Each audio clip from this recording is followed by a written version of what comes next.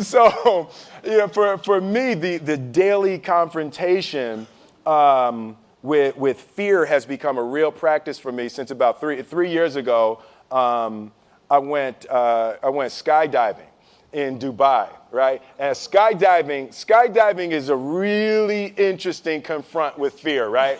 So I gotta stand up. I'm sorry, I gotta stand up. All right. So all your friends, what happens? You go out. I dropped my thing. Yeah. So what happens is you go out the night before and you take a drink with your friends, and somebody says, "Yeah, we should go skydiving tomorrow."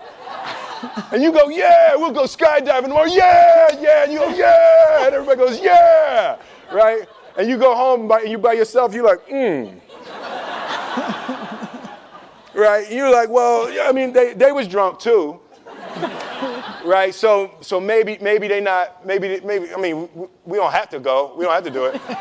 So then that night you're laying in your bed and you just keep, and you're terrified. You keep imagining over and over again jumping out of an airplane, and you can't figure out why you would do that, right? And you're laying there and you have the worst night's sleep of your life, but you still have the hope that your friends were drunk, right? So you wake up the next day and you go, down and you say where you were going to meet and everybody's there. You're like, oh, shit. All right, cool.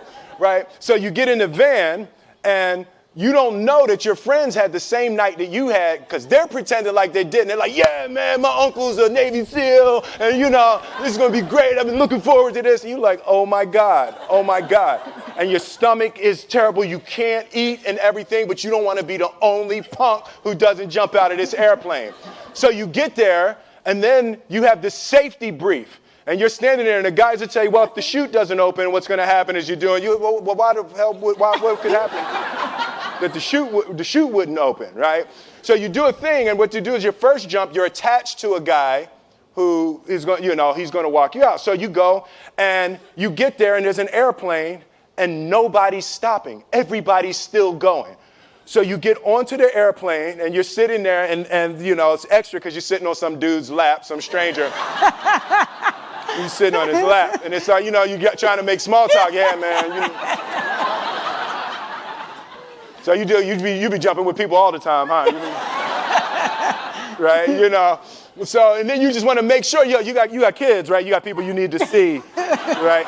You just want to make sure he's serious, right? So you get in there. So everything's normal. So you fly and you go up to 14,000 feet, and you notice there's a light. It's red and it's yellow and green, right? So right now the light's red. So then you start thinking at some point the light's going to go green, but you don't know what's going to happen, right?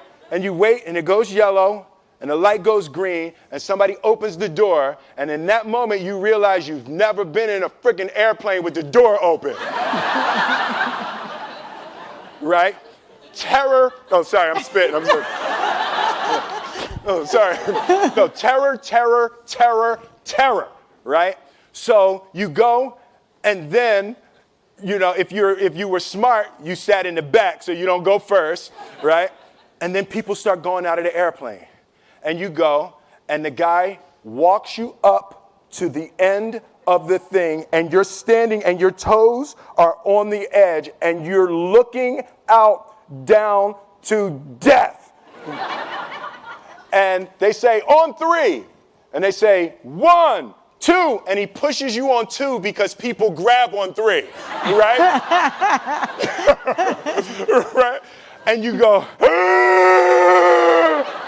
and you fall out of the airplane, and in 1 second, you realize that it's the most blissful experience of your life. You're flying, right? It doesn't feel like falling, right? It's like you actually are kind of held a little bit by the wind, and then you start falling, and there's zero fear. You realize that the point of maximum danger is the point of minimum fear.